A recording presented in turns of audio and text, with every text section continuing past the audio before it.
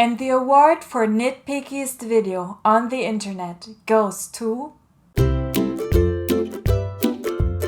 Hello everyone, welcome to my channel. My name is Kat and I write children's fiction. Today I would like to talk about some of the world building mistakes that I even found in published works. I can show you your world building mistakes. Once published they can't be mended. Tell me, princess, so when did you last check your manuscript for logical flaws and consistency mistakes? Before we do that, I just quickly want to explain what world building actually is. It's basically, as the name suggests, creating a world that your characters move in. So this happens whenever somebody writes a story that doesn't take place in the real world. There can be pretty heavy world building. Tolkien is a pretty famous example of this. He even created entire languages. And some authors also take it a bit easier on the world building side. So now you might ask yourself, wait, but if the world building is entirely up to the author, how can there be mistakes? Couldn't all mistakes just be explained by, that's how the author envisioned it and that's just how this specific world works? Not really. In my opinion, there can be world building mistakes, and those mistakes happen whenever the internal logic and consistency of that specific world is flawed. In other words, the world can be as fantastical as it wants to be, but it needs to follow its own rules and it needs to be consistent, otherwise it's just not believable. It's your own world, but you'll have to follow your own rules, or readers will say no, and they will go online to bitch about it. I would also consider it a world building mistake if basic principles from our world are just transferred onto this new fictional world, even though the fictional world operates on completely different principles, be it culturally or physically. So these world building mistakes are actually pretty easy to miss, and they can be kind of tricky, especially because we just assume those basic principles. We don't really question them anymore in our everyday life. And it's exactly those less obvious and easy to miss things that I want to focus on in this video, because I don't need to tell you that you shouldn't mention pop culture like Star Wars or Ariana Grande in your fictional world where technology doesn't exist yet. So I really want to focus on those easy to miss things and be super nitpicky and annoying, because I'd rather do it now just to help you out, to remind myself, and it's better this way than to find world building mistakes in books that are already published. Mistake number 1 is a pretty big one because it just encompasses many things, because now we're going to talk about all the mistakes that are related to celestial bodies. So in fiction, especially when there's supposed to be, a very strong sense of otherworldliness, we often see worlds with several suns or several moons, or where the seasons work differently, which shows us that the rotation of this planet around the sun works differently than we're used to from our Earth and our sun. Messing with celestial bodies is so tricky because seemingly small changes will have huge implications. One thing that's influenced by celestial bodies are time measurements, for example, because obviously when we have a month, we look at the moon to measure that, and our yearly measurements are influenced by our Earth's rotation around our sun. So let's take A Song of Ice and Fire by George R. Martin, and I know I talk about this series a lot on my channel. Let's have a look here. We all know winter is coming, and that in this world the summers and the winters and just seasons in general are extremely long. They last several years, sometimes several decades. So to me, this just doesn't make a whole lot of sense, because with the seasons being so long and with this being just a regular thing that happens in the world, it's not like a mini ice age or global warming or whatever, they should just have different year measurements than we have on Earth, because it shows pretty clearly that this planet rotates around their sun differently from how our Earth rotates around our sun, right? Because just if summer is always so long and winter is also always so long, it just probably has a different orbit. So yeah, I just think that people in this world, to be honest, should have a very different concept of a year from our concept of a year. I just used this example to show you that those seemingly small changes that are just like a cool touch on your world building can actually have pretty big consequences. So they are something that you should pay attention to. Something like larger weather patterns, or 2 moons, 2 suns. Just think about what those things would do to your world. Be careful when you mess with celestial bodies, and just think very hard if you want to do it. The second thing that you need to be careful with when you mess with celestial bodies and space travel are place names. So I've seen this in several published books where people just refer to the sun or the moon. And I think, okay, but you live in space for generations already, so there are plenty of suns to choose from, and also plenty of moons. So of course there's the possibility that this is just some legacy of how people spoke on Earth and people kind of took that into space with them. But it's just something to think about. And also think about cardinal directions in space, because they don't exist in the same way. Okay, so I think we can all agree that messing with celestial bodies is really something that should be done with care and should be really well thought through. So now let's move on. But let's not just go down to Earth just yet, and let's stay in heaven. Because mistake number 2 that I noticed is religious connotations when the world that was created isn't based on the same religions. This was something that I noticed in Aragon. At some point, something is described as a chapel. And the problem with this is that a chapel is usually defined as a place of Christian worship.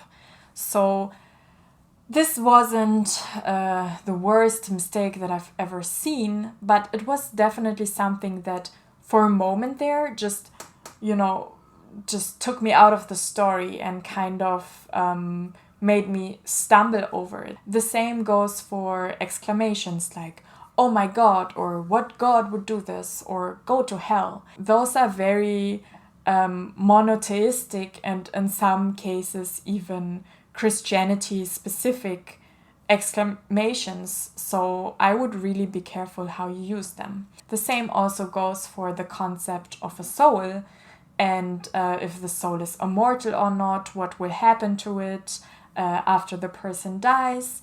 So yeah, just I would say really don't only think about the concepts that exist surrounding religion in your world, but also think about how it influences everyday language. And this leads me to topic number 3, which is one of my favorite topics, swearing. Swearing is actually linguistically extremely interesting because it's one of the areas of language that is very prone to change. Think about it. What's shocking to your parents isn't shocking to you anymore, so you're gonna come up with new swear words, right?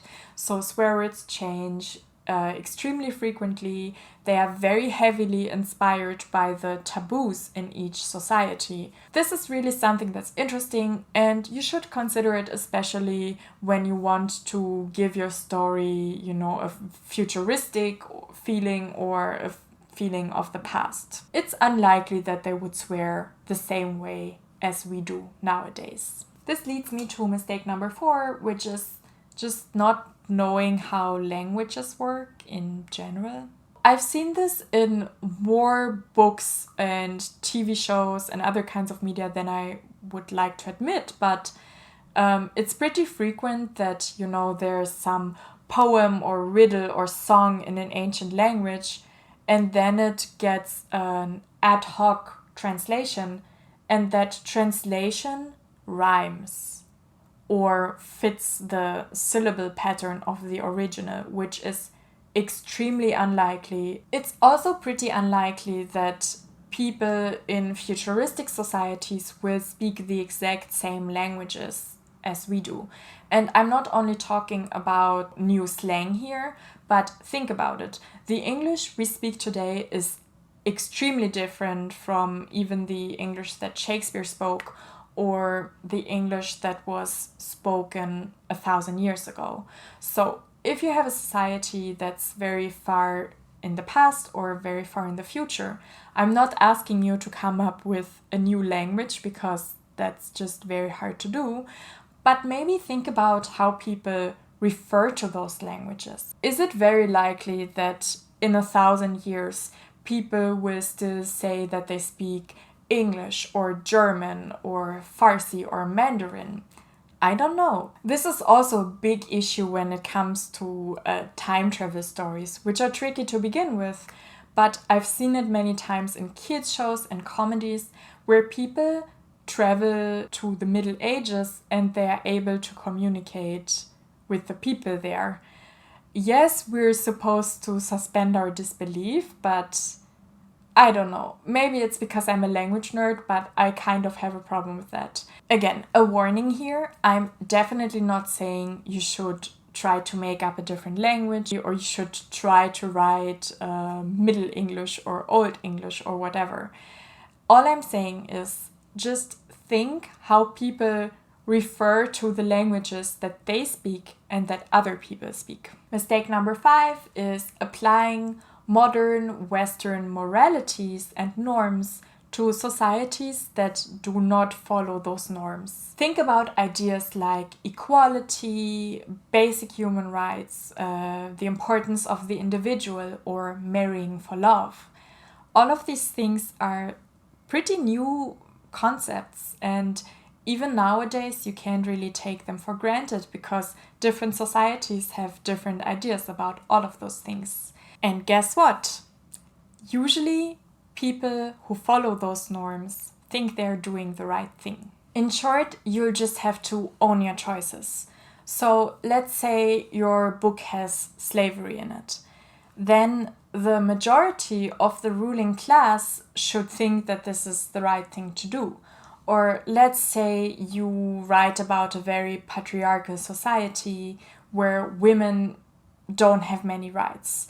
So then something like youthful rebellion will not really be accepted, and even loving parents wouldn't accept it. Of course, this will really not be easy to write about these things and to kind of put yourself into the shoes of people who have such different values from you. But those values are rooted in something. They are not just because those people just are trying to be mean, but because they think this is the right thing to do and this is the right way to live. Mistake number 6, this is a bit of a lighter topic, is using the same symbolism. Think about things like black as the color of mourning, which is not even the case in all of the cultures that we know, or rain as a sign of sadness. If your culture lives in a desert, maybe rain is like the happiest sign there can be. So just think about the circumstances a bit and don't assume that all symbolism will always be the same. Mistake number 7 is probably the one that's most objectively wrong, which is using words in your fictional world that have real world reference. Think about something like a sandwich, which is literally named after the Earl of Sandwich, an English aristocrat from the 18th century. So this word would have no business being in your story if it's pre-18th century or just a different world. Or something even like a C-section, which is named after a Caesar, a cesarean section.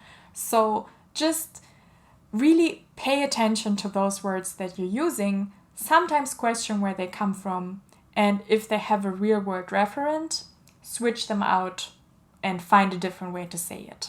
Okay, I think this is enough nitpicking for now. Let's get to some solutions. So what can you actually do to avoid those word building mistakes? One thing you could do is to get someone who is extremely nitpicky, or let's say observant, as a beta reader. I guess this is a pretty obvious solution. Another solution is also to get a very diverse group of beta readers. Different ages, genders, people who speak different languages, people who have different backgrounds, people who experience different things in life from you. Because they will be able very quickly to tell you what's specific to your culture or what's really a universal human experience. You yourself should also try to learn about different cultures, maybe even learn a new language, and also learn about your own culture in the past. Because as I already mentioned, many concepts that we take for granted now are actually pretty new. Apart from the ones that I already mentioned, there's something like Christmas trees that don't date very far back, or white wedding dresses that were only popularized by Queen Victoria. So that's not all that long ago at all. Try to get new perspectives and try to learn more about our world before you start making up your own. Okay, so this is all I got for you today. Thank you so much for watching. I really hope this video was helpful, and I would also be interested in hearing some of the world building mistakes that you noticed in published works, or also world building mistakes that maybe you have made and that others have pointed out to you. Thank you so much for watching. Click the subscribe button if you want to see new videos from me every Tuesday, and also come to hang out with me on all of my other social media. I will link everything down below. And now, have a great day and happy writing. Bye!